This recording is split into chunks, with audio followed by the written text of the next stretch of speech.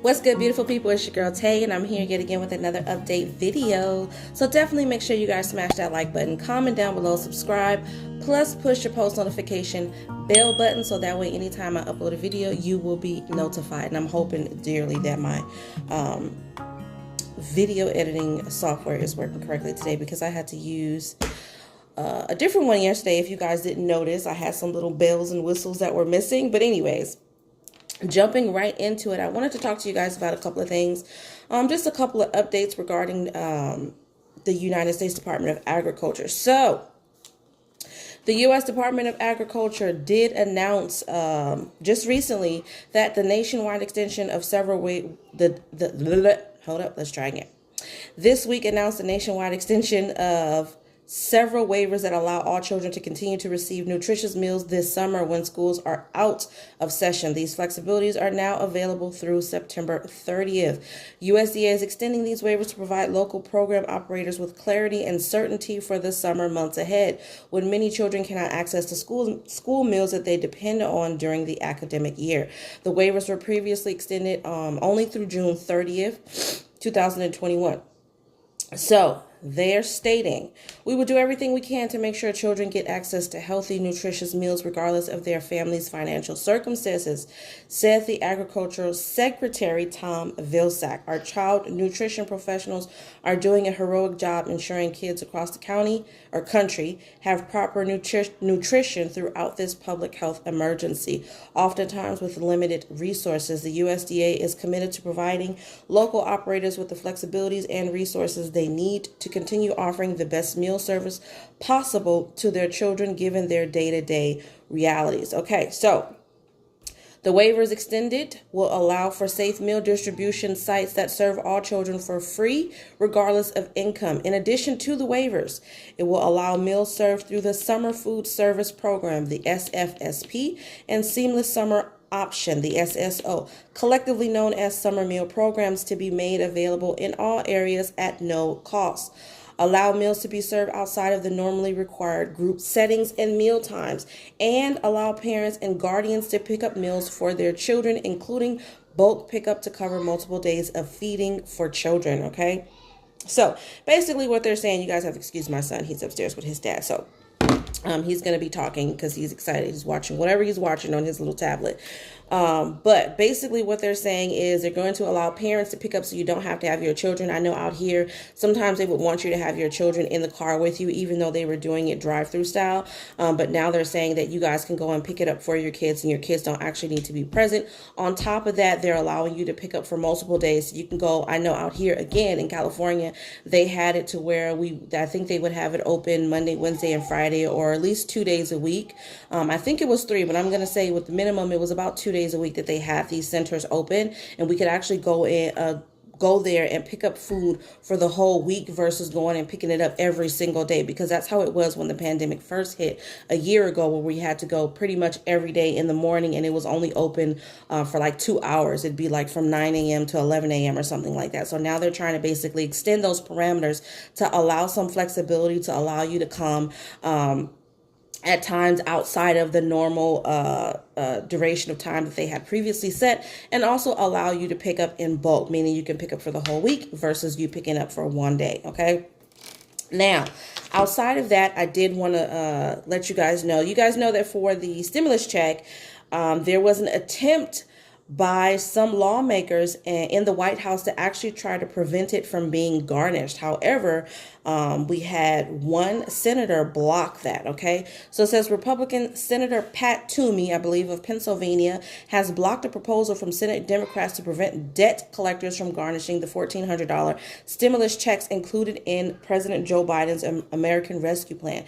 Democrats introduced an amendment to the relief package recently, I want to say last Wednesday, hoping to add protections to stop debt collections companies from taking the checks from recipients who owe them money on, I think, Previous Thursday, Toomey single-handedly prevented the Senate from voting on the bill after Senator Ron Wyden of Oregon and Senator Sherrod Brown of Ohio attempted to pass it by unanimous consent. The Republican senator complained that the relief package had been passed without bipartisan support. Basically, he's saying that the Democrats passed it without the support of the Republicans, and insisted that the debt collectors have a valid legal claim to the payments. Toomey also argued that the amendment was coming too late to be anything other than a political statement. The U.S. Treasury Department estimated that 90 million checks had already been issued at the time. Okay, so I mean, again, you guys know how I feel when it comes to lawmakers, when it comes to politicians. I don't particularly care for neither side. I think that they are all for self-preservation. They are all about power. They are all about money. And they are all about, how can I receive the benefits of this bill? How can I receive the benefits of what we're putting out there to the American people? With that being said, I've said to you guys before, I feel like the Democrats are no less selfish than the Republicans. I think that the Republicans are just a bit more bold, obviously, like this Republican. He doesn't care that people are struggling right now. By making that statement and saying that they have a valid claim, they may have a valid claim. However, nobody could have prepared for the pandemic. Nobody could have prepared for what has occurred within the last year. So for him to say that they still have a valid claim to this money when he knows that people are suffering, to me, just further validates what I've already been saying, that you can't trust none of them.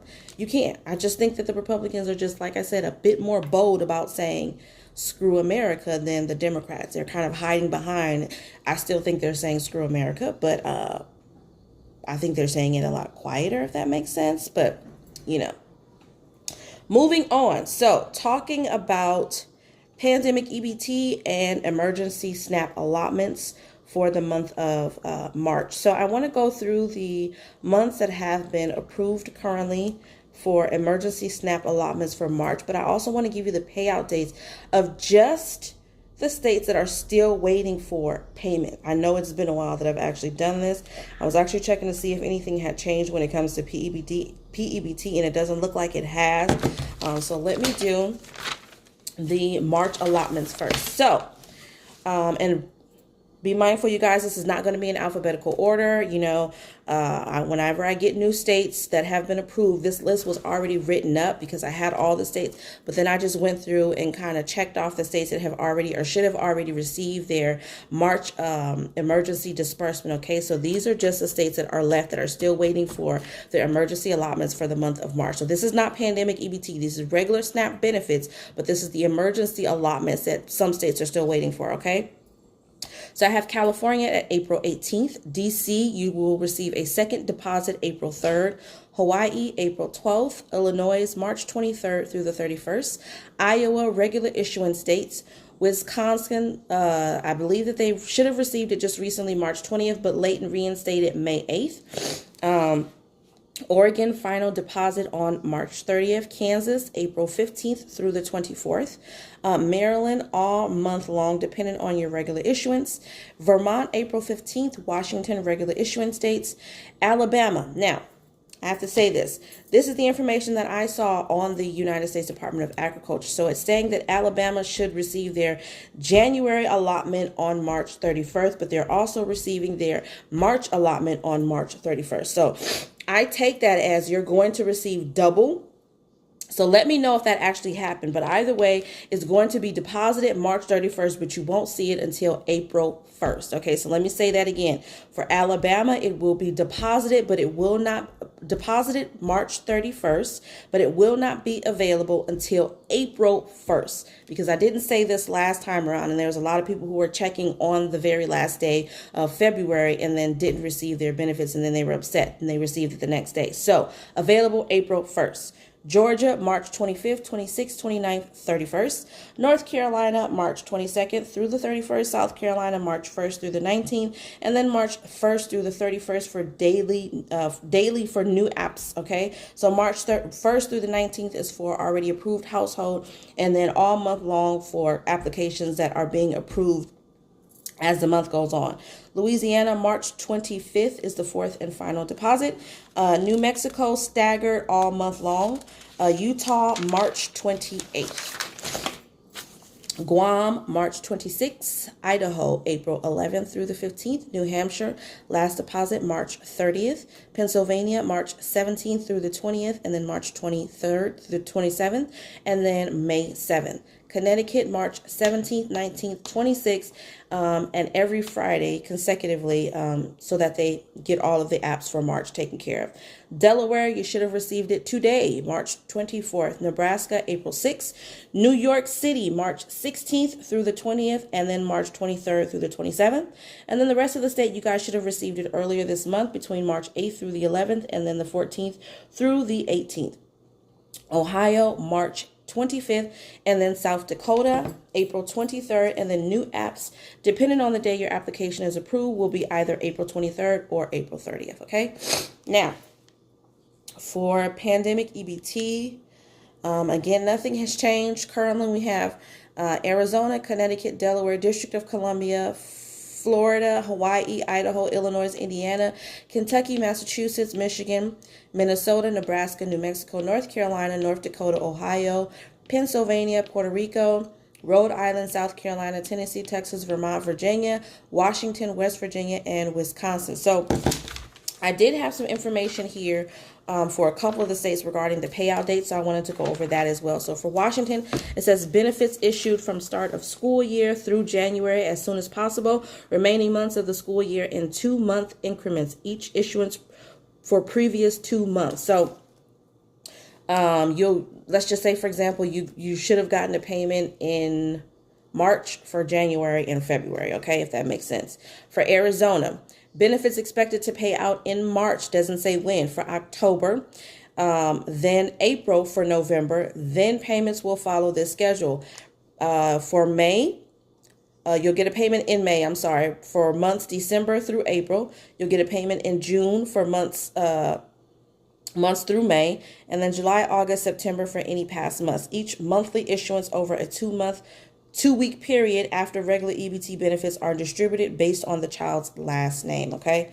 Kentucky, they will begin to issue benefits for the months of October through February within 25 days of the plan approval. The plan was approved February 24th, so I think they're well past 25 days. October benefits will go out first.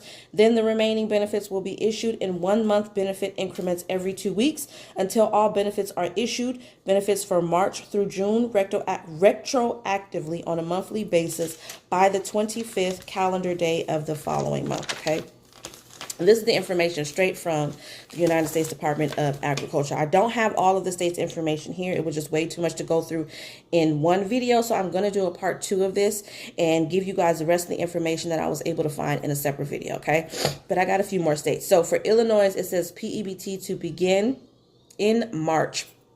We're in March. I don't know if you guys have started to receive your pandemic EBT. I don't know if it's going to be on your previously issued pandemic EBT card or if it's going to be on your pre-existing EBT card or if they're issuing out new cards. And I didn't see that information. It just said PEBT to begin in March. Okay, that's for Illinois. Indiana, new PEBT cards in February.